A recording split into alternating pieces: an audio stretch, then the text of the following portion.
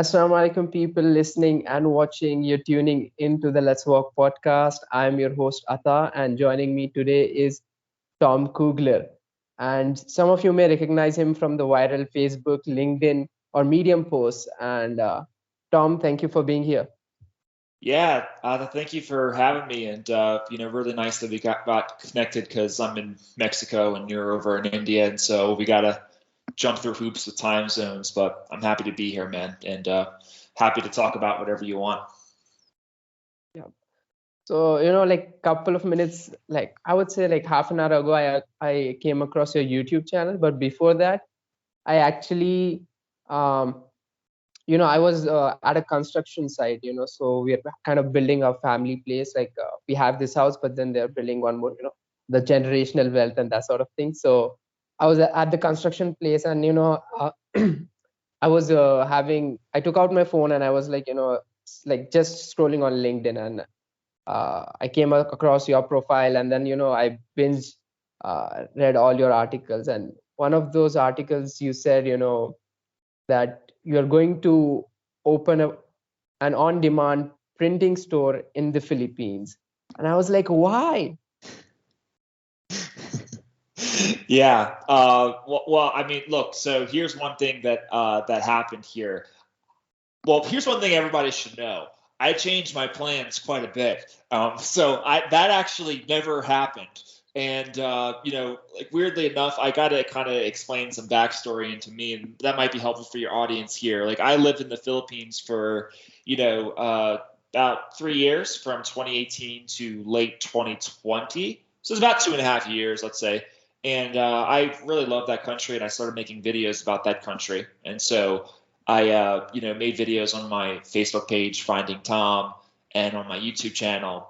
And I made videos about what I found and what I realized about this country culturally, some things that, from an American's perspective, And so I started to realize that there was a lot of misconceptions and preconceived notions about, what we had about, like, let's say the Philippines or Asia in general, or that part of the world. And so I started to make videos about that and what we consider, problems that we have when we talk about, like, quote unquote third world countries, which is a term that I really hate.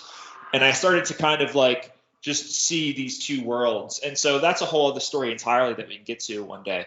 Later on in this call. But that's kind of like what my life was. And so I kind of had this idea. I think I wrote this article possibly like early last year, around this time. And I was like, these are the 5 things I want to do. I want to invest in Bitcoin. I want to start a print-on-demand store in the Philippines. I want to. There's a couple other things that I forget, but I think the only thing I did on that list was buy Bitcoin. That was like the only thing that I actually did. I had a list of 5 things that I was shooting for the year. So I only bought Bitcoin, which I'm very happy that I did, by the way. And we could talk about that too if you want. And so, yeah, I thought maybe I could start a print-on-demand store because I don't know. I was getting a little like, this is what happens when you create content online a little bit.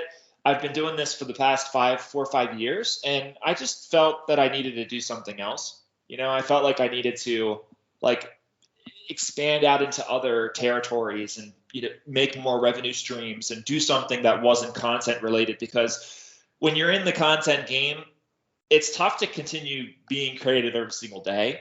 It kind of takes a toll on you a little bit, and I wanted to get a break from that. I wanted to like have a revenue stream that wasn't kind of dependent on my own creativity. So that was like the thinking behind that. And so there was a whole lot of twists and turns in 2021 that I'm forgetting what freaking year it is. There was a lot of twists and turns in 2021 that made me kind of steer clear of that. But yeah, I never ended up doing that. Like, long story short. So yeah, that was basically the reasoning though behind why I wanted to do that. So what I perceived was that maybe you were trying to like on creating content online and everything. That's like online money. You are trying to generate something in like the pesos, that sort of thing. Was it something like that? Yeah, I was just trying to like a money generator possibly. I saw people having a lot of success with that. I also saw that there was actually a little bit of opportunity to be creative with the print on demand store as well, because you could create your own designs and you can be as make these hilarious shirts and just see what the market likes and possibly build a brand for yourself. And I always felt that I have that creative side to me, and I could have figured it out at some point. But I also felt that it was a whole new list of skills that I needed to learn to be able to open up and actually succeed in the print on demand world. And yeah, I just decided that it was too much for me. I should probably just stick to content, and I should stick to, selling programs and helping people get their message out into the world a little bit more. And so, yeah, that's why I kind of just stuck with writing and creating. Yeah. I was observing two things, that came to my mind. It's like people who do speaking, like speaking gigs, and people who do writing. Usually, they think that, like that's so simple, right? Anybody can do that when it comes to speaking and writing, but not so much when it comes to coding or videography or photography. And that is what maybe puts them a step back when it comes to pursuing their freelance journey or actually jumping into this field of content creation. Like, do you relate with that? Yeah. So can you repeat what you said about the photography, videography part, just really fast for me? Yeah. So like similar to coding, people think like those are tough skills and those are like really rare and valuable, Got it. unlike writing and speaking. That's all. Got it. Yeah. So they almost feel like they can't do it because those skills are so hard to cultivate. Basically, is that that's what you're saying? Yeah. No, what I was actually pointing at was that people who have these writing skills and Sure. speaking skills, they actually want to progress into their field, maybe like content creation in terms of writing LinkedIn posts or Medium articles. But they think that it's far too common, right? Anybody can write or speak. Mm. So that is why they don't end up pursuing it. Is that something you I relate with? I actually relate with the opposite. I actually feel like there's people that are too scared to get into this because they feel like they're not a good writer, or creator, or speaker. I feel like and I'm really sorry. I think my brain is just not working today, Ada. My bad. But that's kind of like what I'm thinking when I create courses, like free courses, and write articles to people that want to become writers or creators. That's one of the biggest things that I hear back from people is, I don't think I can be a writer. I don't feel comfortable. What do I have to say? I'm not that interesting. There's other people that are more interesting than me. There's other people that are saying that are putting out messages into the world that are way better than mine. And so I come up against all of this stuff when I am trying to teach people how to write online. And I just see that there's a ton of fear. And it really sucks because I wish that there wasn't that much fear, because imagine all the stories that we get from people if they had a little more confidence in themselves and a little more confidence in their story. And in a large part, that's another thing that I do with my business. I don't just try to teach people how to write. I try to encourage them, and I try to give them the bravery or the I think you know what I'm trying to say. Courage. I try to give them the courage, exactly, to tell their story and to publish those words out into the world. And so I've very much found that is two sides to the same coin, and many times you actually have to work more on the encouraging part of that than the writing talent part, because we all learn how to write in school. And I think this may be what you were talking about before. We all learn how to write in school, right? We think that we know how to write. We think that we and we're right in that regard. I think a lot of people know how to write.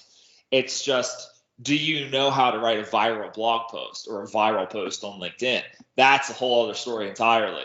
Like, sure, you can write an email to somebody, but to write a story is very difficult to do. And some people perhaps don't know that. So I think I've come full circle. I like that answer. Yeah, I'll stop there.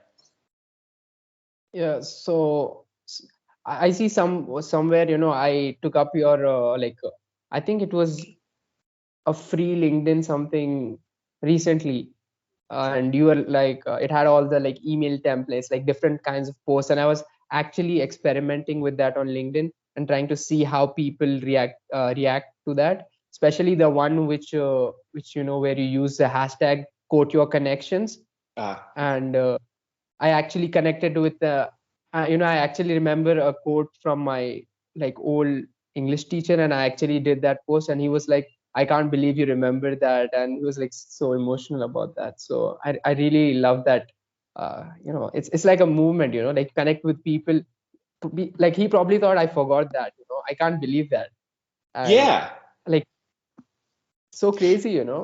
Yeah, well, it's funny. I had a similar moment with a teacher that I had from high school that I connected with on Facebook, and I didn't know that he was on Facebook, but I sent him a connection request, or sorry, a friend request immediately, and I made a status post about him about something that he said, and I think he was surprised too. It's like I don't know. That's a whole other thing too. I mean, like we remember teachers in our lives. I think that's really powerful. I think that teachers maybe feel like I don't know, maybe sometimes they question how much impact they're really having on people, but it's actually ginormous. And I remember basically like, all my teachers from high school. And so yeah, that the impact they have on one person at a time can be really, really huge. But you're right though. Like it's really fun to be able to. It's crazy. Like the world just seems to be starving for communication, and like even though we're so connected today, the world is starving for like the truth and honesty and vulnerability still. Even though a lot of writers weaponize that in order to get more views, but when you are raw and vulnerable and honest in the right way to the right people, you can really make a huge impact. I mean, I have sprinters on my LinkedIn program who say they write a post and they've been posting for 10 days, and all of a sudden people they haven't talked to in years just come out of the woodwork and they're like, hey, like I didn't know that you created content. I really like your stuff, and thanks. I'm really happy for you. I hope you're doing great. It's like, and these people are shocked by that. It's like, yeah, that's what happens when we communicate more, when we're more honest with what we're saying. And that's the type of world that I want to live in. And I'm really happy that I get to contribute something to that kind of world that I want to create and encourage people to write more. And so, yeah. I think, like while writing LinkedIn posts, I also do the bullet journals. It sort of, clears my thought process a little bit more. And I'm not sure about like writing on LinkedIn because, I have to get it a little bit more organized and get the point in such a way that it drives, like there's a ending, like there's a point that's being driven from the post instead of trying to be like random thoughts.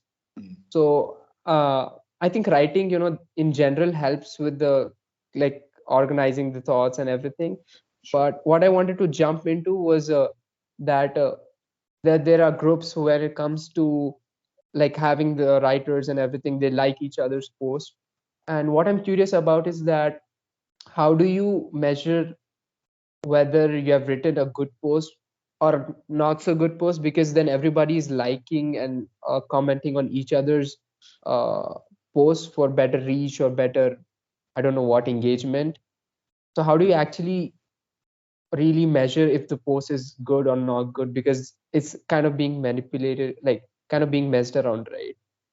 Yeah, I think that that's a really, really great question. I feel like, okay, so I run my own group that's kind of like this, except I feel like a lot of these, I mean, like with a lot of these like for like groups and stuff, they comment and they like and they comment something generic, like great post, and they do that just to game the algorithm. Great care.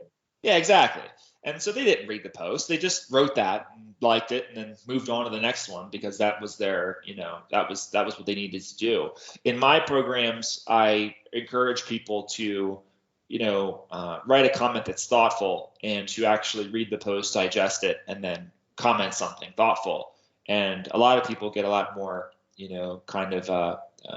get a lot more like happiness from doing that, or purpose from doing that, and so there's a lot of different ways to go about it. I think though, based on the data that I have seen with my own programs, that even when you do that like for like stuff and comment for comment stuff, like the posts that should do well in the feed always do well, and the posts that shouldn't don't. They fall flat when they're not saying something great, or when they're not great, when they're not saying something new or putting a new twist on an idea, and it's not generally interesting, it falls flat. There's no amount of manipulation that you can do that will make that go viral. It's just not going to happen. So what I try to do with my programs is create the opportunity for that to happen. But if the post is not good by itself, it's not going to go anywhere.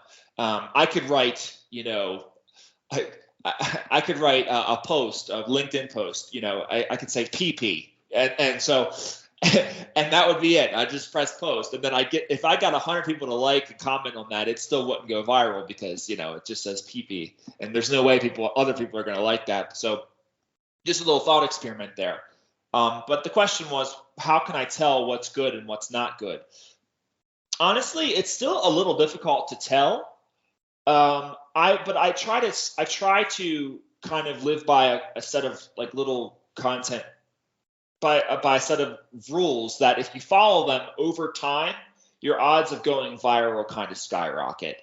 And so like the one thing that I try to say is, if you've read it before online, don't write it. So like, let's say the nutrition advice or the health advice to get 8 hours of sleep every night.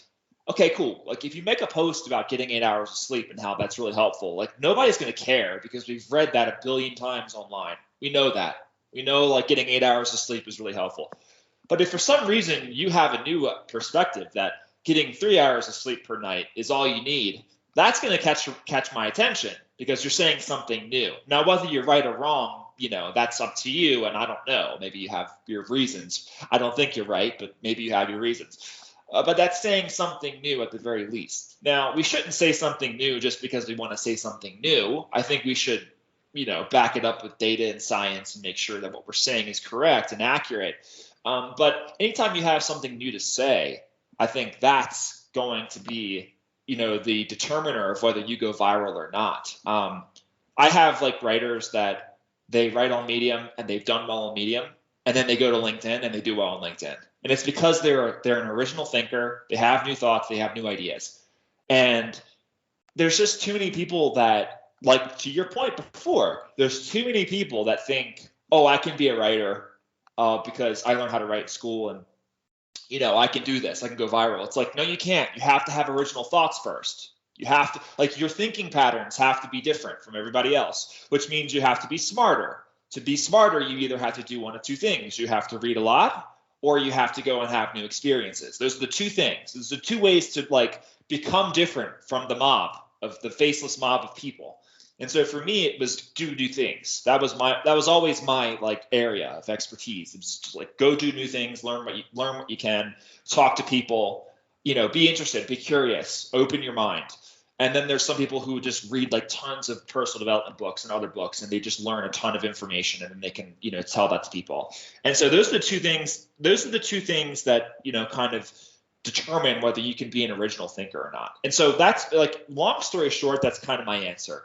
Be an original thinker. Like, don't give me the just generic health advice that I've always heard before. Like, try to dig a little deeper and introduce some new ideas to me, and then I will pay attention to you because you're different. So yeah. So, there's something, I want to point out. Yesterday I was listening to Stephen Bartlett, the CEO of Social Chain, and he has a podcast by the name Diary of a CEO, where he talks to like different entrepreneurs and everything, and he shares his open raw conversation. So he was having Ben Francis, the CEO and founder of Gymshark, and he pointed out a thing where um, Ben Francis is really, I would say, conscious of each and every person that buys the Gymshark products and if he's having any problems or not.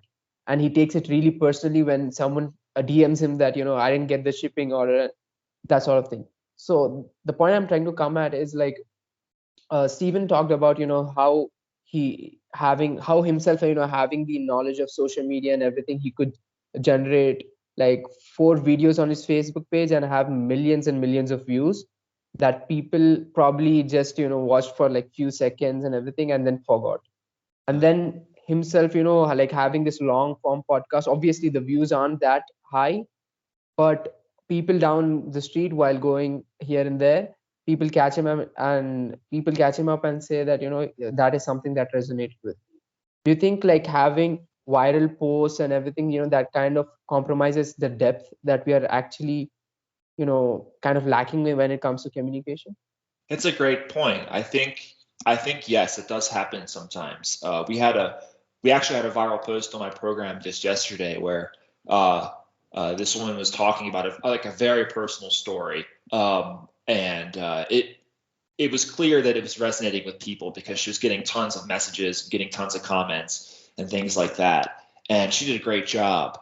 But I also think that there is a lot of truth to what you just said because I've seen a lot of people go viral, and a week after that happens, it's like it never happened. It's like we're all back to normal.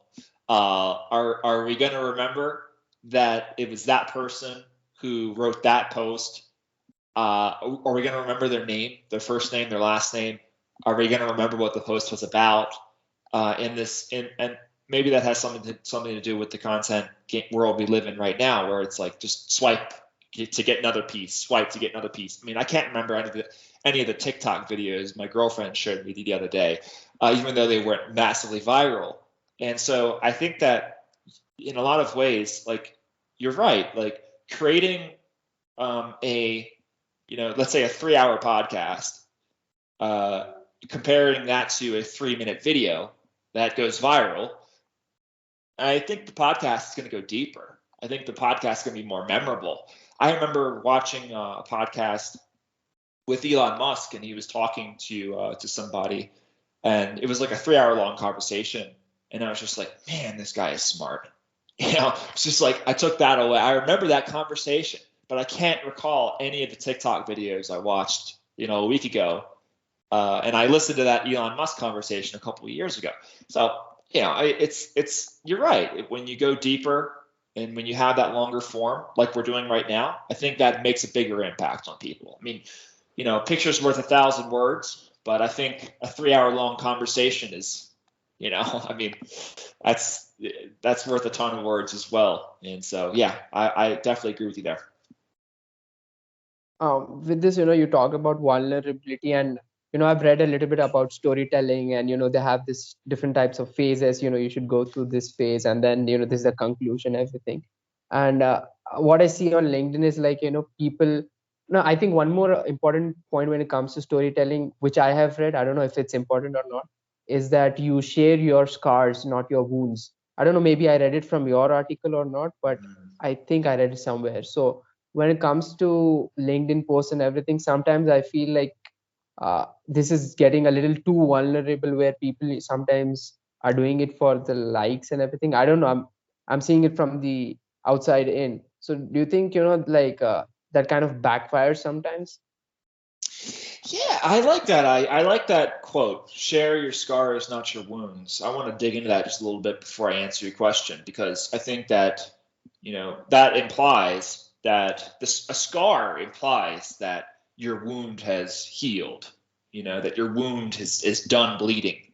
Wound is, kind of, it's still bleeding. It's still right there. I can see it. And we have a lot of people that kind of mistake those two. and they decide to write a post about something that's going on in their life without any kind of resolution.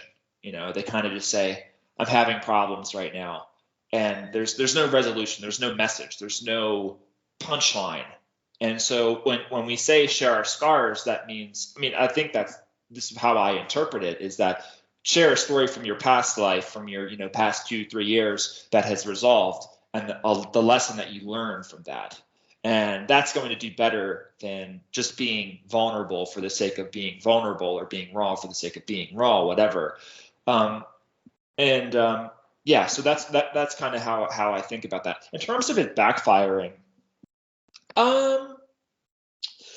yeah, I'm not sure.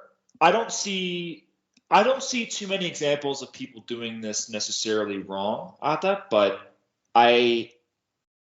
I think that I don't know if it'll backfire. I think it'll probably just do nothing in the feed. It'll probably not be shown to anybody. That's what I meant. Yeah, like backfire, sure. Not in the sense like getting hate or something, but like not performing well on the social media platform. Exactly. I agree then, and yeah. And so, I could keep talking about vulnerability and how I see people fake vulnerability very clearly online, and and they do very well, unfortunately. And I can tell they're faking it because they're talking about the newest buzzword of the day, and they've always been about the views. And this person never used to be vulnerable in the past, but now they realize that being vulnerable is important. I could talk about that a little bit, but I guess just for the audience, just make sure that you're being genuine, and you're not just trying to hop on a trend or hop on like the latest buzzword of the day and be vulnerable because you think that's going to get you more. No, forget about all that. Tell your story. Tell us something that really happened to you. And don't try to fit your life into a buzzword, or fit your story into the narrative of a buzzword. It's not going to work. First of all, well, actually, it might work, but I don't know if that's going to be really fulfilling for people sometimes. And so I always just try to start with my own personal stories, and honestly, that's worked out for me. I don't really care about the latest buzzword or anything like that. And so, yeah, that's all I gotta say. Seeing your journey, you jumped, you are currently focusing on Twitter, and you mastered Medium, and then you came to LinkedIn, and then now you're currently more focused on Twitter. Are you trying to basically, like from what I'm seeing, trying to make yourself independent of the platform, regardless of which new platform is coming? Because we have seen like how the social platforms, they get banned some places and everything. So are you trying to position yourself in such a way that if something happens tomorrow, that I'm not affected, that sort of thing? Like, sure, yeah, that's exactly what I'm trying to do. I think I learned a lot from the kind of life cycle of medium.com, and I started writing there in late 2016, and for like the first 3-4 years it was just an amazing place to write. We had our little dips and lulls in in the meantime. In 2018 we saw a bit of a dip in the reach and the algorithms and stuff, but for the past year it's just been a slog. I think the reach has gone down for a lot of people, and I think a lot of people have just stopped writing there. And it sucks because you see people's reach get cut in half overnight, and when their reach gets cut in half, then their business gets cut in half. And we're all at the mercy of algorithms. And the only way to really save yourself from that is to put your eggs in more than one basket. So you try to go on Twitter, you try to grow your following on LinkedIn. And luckily, I've been doing that on LinkedIn for the past couple of years. I saw this coming from, I kind of had this fear since 2017 about Medium. And so I thought LinkedIn might be a good place to go. And so I started growing my following on LinkedIn, and it's done well for me ever since. But now I'm starting on Twitter, and I like Twitter quite a bit. And so those are my 3 platforms that I focus on. It's Medium, Twitter, and LinkedIn. And so if Medium just dies, then great. I got my LinkedIn, I got my Twitter, and I can work on another platform. I think having 3 platforms that you're working on at once is probably a good little, kind of happy medium. Because if you try to go for 4 or 5, I mean, it can get ridiculous. So I'm just focusing on 3 at the moment. And so, yeah. Yeah, so I want to understand, how do you how do you like try to study the platform and sort of like adjust your story? I wouldn't say adjust your story, but deliver the message in such a way that people are used to consuming that sort of thing. When it comes to Twitter, you can't write like big paragraphs or that sort of thing, which you might be able to go with on Medium. And similarly, on LinkedIn, people like a decent size of post, like not a long one. So how do you like study the platforms and everything? Yeah, I think like first of all, you have to do a little bit of research, maybe like a couple hours of research on what are the types of posts that tend to do well. What are some of the things that what are some of the common kind of ideas that they have, or the common structures, the common themes, or what do they look like? You kind of have to do a little bit of research first, okay? And and you have to do some experimentation as well. It's not like I do a couple hours of research and then I'm good. You have to do some experimentation. You have to do some experimentation in the structure of your posts, in the ideas. Let's say like Twitter, for example. Like you have to make like little listicle tweets sometimes. You can make other kinds of tweets that are kind of like a paragraph, couple paragraphs. Like you can try to figure it out what works for you. And over time, you'll start to understand like what tends to do well and what tends to not do well. But I also think that like we said, like the idea behind the tweet or behind the article is very important as well. And so for me, like what I've done on Twitter is I've taken I've written 1,000 blog posts on Medium. I take my best performing blog posts, I open them up, I try to see if there's tweet material in this blog post. And so I read through the whole thing. Maybe if a paragraph catches my eye, I copy it, paste it right into a tweet, post it, bam, it's done. Sometimes I take, if I have like a listicle, like 10 reasons to not do X or whatever, I make that the headline of my tweet, and then I just put the subtitles, like 1.1, point 2, point 3, and I just do that. And so I make the whole article basically like one little tweet. I do that too sometimes. And then, if I can figure out any other ways to turn an article into a tweet, that's what I basically do. And so, but generally, you have to do some research. You have to play around a little bit in the sandbox, experiment. And you also have to just like not get discouraged when a post doesn't do well, because it's not going to do well. Not everything's going to do well for you. And so like those are the 3 things that I would focus on. And then also like just make sure your ideas are rock solid, and experiment with your ideas and try to find ways to say different things. And, there's certain questions you can ask yourself to arrive at better ideas, like what pisses you off about the world today?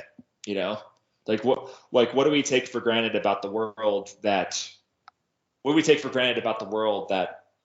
you don't agree with, let's say, or something like that, or false beliefs that you think that we have, or like, there's tons of different ways to do that. But that's kind of like my general template thought process behind coming onto a platform and trying to figure it out.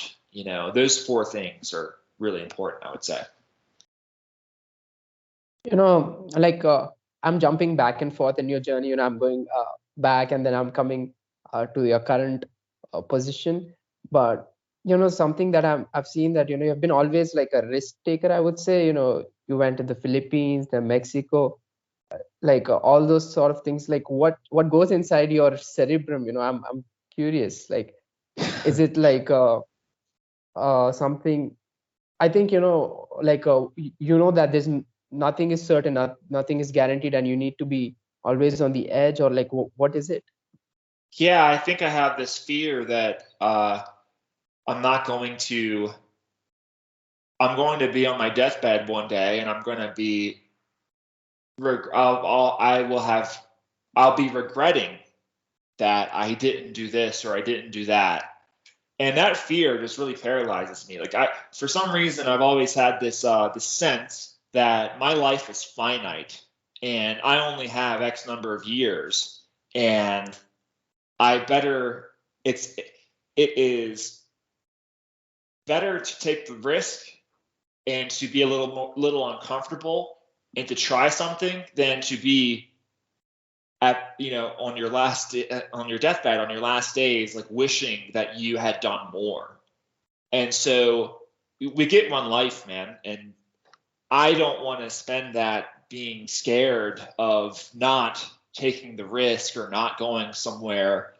And I look, I'll also say, as I've tried new things and experienced other cultures, I've realized that people are like really receptive to you if you're interested in their culture. It's not like I'm going to come to Mexico and everyone's going to hate me, because I'm a foreigner and I don't know what I'm doing. And my Spanish isn't that great. Generally, when you go to another country as a foreigner, people are pretty welcoming of you. I mean, that's my experience in Mexico, Philippines, Thailand, every other country that I've been to. People are very welcoming because they're happy that you're visiting. And I'm sure it'd be the same way in India if I can ever make it over there one day. And so I've started to realize that like the things that I thought I was scared of aren't really that scary. And so that's helped me to, do some take some risks in my life that people might think are a little scary.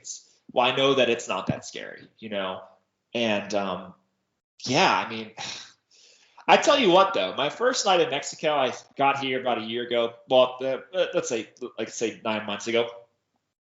My first night here in Mexico, I wanted to come home, man. I was like, I don't know anybody here. I don't know the language. I don't know what to do. I feel like an idiot. I want to buy a plane ticket home. I said that. I had that discussion in my head. And so it's not like I'm perfect. I'm not, man. Like I'm scared to talk to people. I'm scared to practice my Spanish. I feel like an idiot still. Like it's a constant battle that I'm going through every day. And for me, being this socially anxious kid, I'm actually kind of surprised that I can come to a new country and try to make it work. And so, but I have a lot of great experiences, and it's been great. It's been really fun here, and it's been really fun in the Philippines. And yeah, like taking risks always leads to, for me, it always leads to a lesson. Whether you fail or you succeed, it leads to a lesson, and that means that it was worth it. So yeah.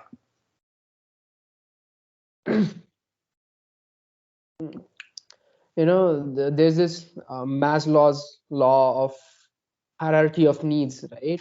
And is that something you relate with when it comes to like you got your finances sorted out, and then uh, excuse me, so you're looking for Take your uh, time, bro. a high, yeah, you're looking for a higher purpose or something like that. Is that something you relate with? Yeah, and like I think that that's a good, interesting thing to jump off of too, because as I've been in other countries, I'm sorry if you can hear this bell. There's that's the bell for the trash. They always take the trash out in Mexico City, and they have somebody ring a bell, and then the truck comes, and Wow. you have like 10 minutes to take your trash out to them. But luckily, I don't have any trash. We're all good. But anyway, yeah. So like, just to answer your question, like, yeah, I mean, I think I've been privileged enough to be able to focus a lot on self-actualization, which is, I think, the top of Maslow's hierarchy, which is, finding your purpose and doing things that you like and trying to, feel like you have a purpose on this world, on this planet. But there's other people that are just trying to focus on, you know, food, shelter. I think like the third part of that pyramid is like relationships, feeling like you have close relationships, um, and then you kind of have thriving up at the top. So it's like surviving and then thriving is basically how you would say that. And so, yeah, I mean, when as I've seen other people in the Philippines specifically, kind of like living in really dire conditions, uh, I sit back and I question, like, think let's talk back on the confidence and things with writers. I kind of sit back and I think about like, what do I really have to offer to this world in terms of ideas and things of that nature. Like this person has suffered like way more than I ever have. They're dealing with like real problems, and I'm over here complaining about social anxiety.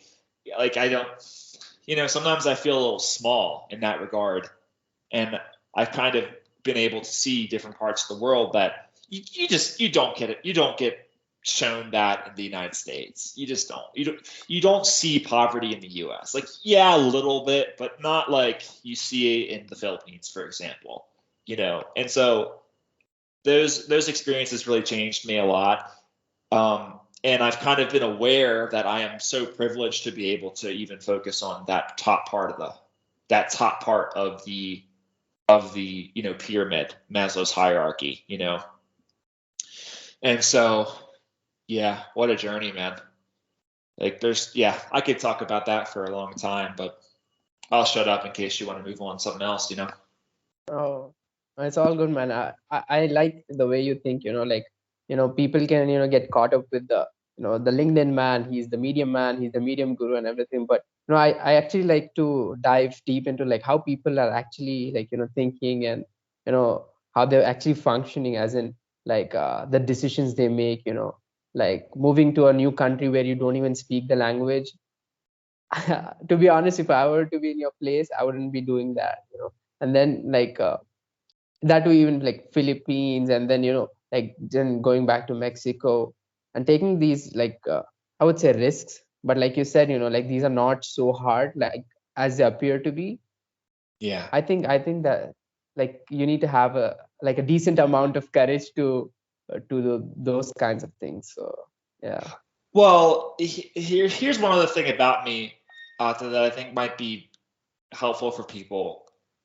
I'm a middle child, so and just wait a Same second. pinch, man. I'm also a middle child. Yeah. Okay, cool. Okay. Yeah, I wasn't saying wait a second to you. I was saying wait a second to the audience. But like like I'm gonna tie this into what I'm trying to say. Like I have a younger brother and I have an older sister. I'm a middle child. And so I've always found myself very much in the middle in my life. I'm trying to hold the family together. I feel like, and maybe this isn't how it is for all middle children, but that's just how I feel. I feel like I'm the one that's like everyone kind of forgets about, and I'm kind of in the background working to make sure that we don't have any problems as a family, and that we solve our problems, and that we just move together, amicably. And so I kind of have that same idea with like countries and people, and I always am very fascinated by like people that have arguments and people that are at opposite ends of the spectrum. It's like I want to understand both sides and I want to try to bring them together. I don't know why I feel like I have to do that. I just feel like I have to do that, and I like doing that. And so when I go to a new country like Mexico, for example, it's always because I'm just so fascinated. There's always an element to it where I'm just so fascinated by Mexico, and obviously the United States and Mexico, with Trump being elected, like we have our like the tensions are kind of high a little bit, and what's happening at the border and stuff. And so I always thought like, let me understand Mexico a bit more. Let me understand Mexicans. Let me understand their history. And maybe if I go there and I interact with them and I see them and I look them in their eyes, I can understand them a bit more, and I can be a bridge, perhaps with my content and other things. And so that's kind of like why. I feel like that's another reason why I do what I do, and that's kind of who I am. I like to be that bridge, and there's not as many people that I just don't feel like there's a lot of people that like to do that want to be a bridge between. Like that's why Jon Snow is my favorite character in Game of Thrones, because he's the bridge between the people in the north beyond the wall and the people in the Seven Kingdoms who think that the people north of the wall are savages and and everything like that. He very much is the guy that wants to bridge those two cultures and stuff. And so I always like those types of characters in movies, the open-minded people, the people that want to bridge things. And so, yeah, that's just another little thing that maybe somebody can relate to. Who knows? So, I know we are going a lot on the time. We reached 40 minutes, and Sure. so, like as we end the podcast, I ask a few questions just to bring in a little more perspective. So, Sure. Tom, what are some principles or precepts you think you have followed and that have made Tom, like the Tom from present? Man, there's a lot. One, risk taking, obviously. Take the risk. I very much believe in that. Do something you're scared of. Like we said, whether you fail or you succeed, you're going to learn something. So risk taking, open mindedness, I think is very, very important. Like I don't know, that's helped me. That's helped me a ton in my life, and so open mindedness is a huge thing. Creativity, um, tapping into that creative side of yourself, whether that's painting or writing or making videos. I think that can be really helpful, and the world is starving for that. The world is starving for stories and perspectives and creativity and art. And I think that even in this content world that we live in, this endless feed, it's real creativity is really needed these days.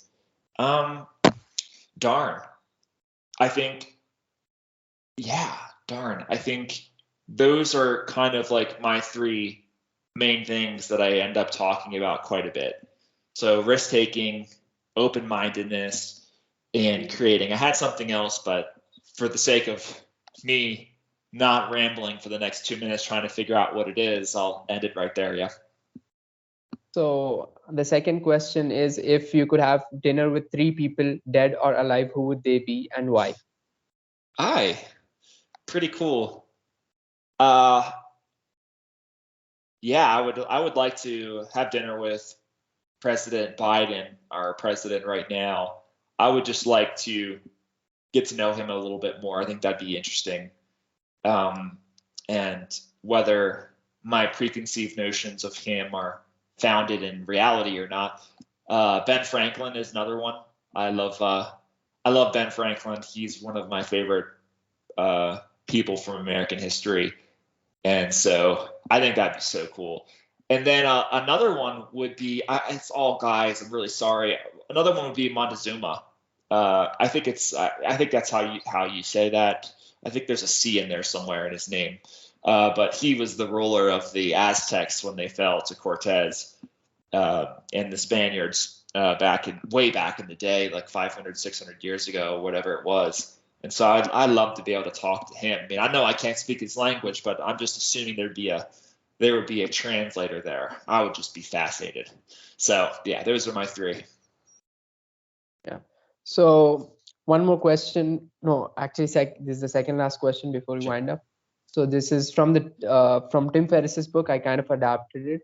So if Okay. you could have one message or notification that people would be able to see on their devices first thing when they get up, what would that say? Oh man. Oh darn.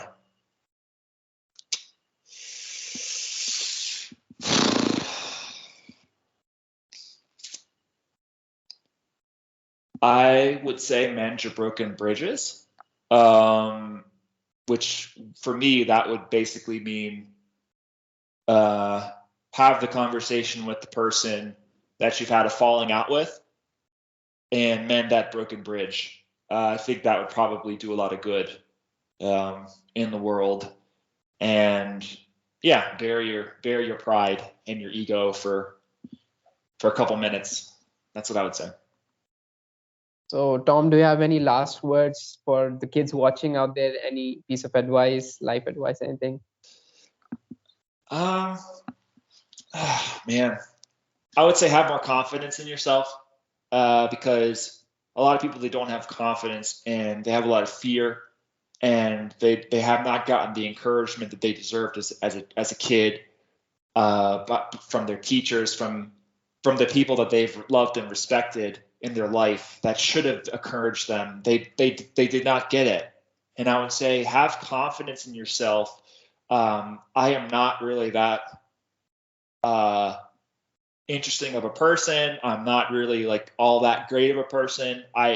but I've been able to share messages with the world, and I've been shocked at some of the things that other people thought were interesting that I just kind of knew already. You know what I mean? And so have confidence in yourself and try to live by that every single day. Try to wake up every day and reinforce that confidence in your abilities. And I think it'll exponentially increase the opportunities for you. And it's easier said than done, but just try to figure out ways to increase that confidence for yourself, I would say. Yeah. So Tom, where is the best place people can come in contact with you? Try to go to Twitter. Find me on Twitter, Tom Kuegler. I believe it's at Tom Kuegler7, and the way that you say my last name is Kuegler. And so yeah, you can just find me there, and I tweet a bunch and I respond to everybody. So if you tweet at me, I'll be responding to you, and I would love to have a conversation with you for sure. Tom, do you have a Twitter course? Like you have a LinkedIn course, Medium course, you have a Twitter course coming out? Or? No, maybe one day. If I can get my grasp on Twitter first, I gotta, if I can get some skin in the game and I can figure out some other things about Twitter, then possibly in like a year, maybe I might come out with a Twitter program or something. But yeah, for now, nothing. And I'm just a lowly creator trying to spread their message, and that's it. So people listening and watching, this brings us to the end of the episode. I hope you guys took something out of this. And if you did, let me know in the comments or tag Tom on Twitter. And other than that, you guys know what to do. Stay blessed. Keep taking action. We'll catch you in the next one. Bye-bye.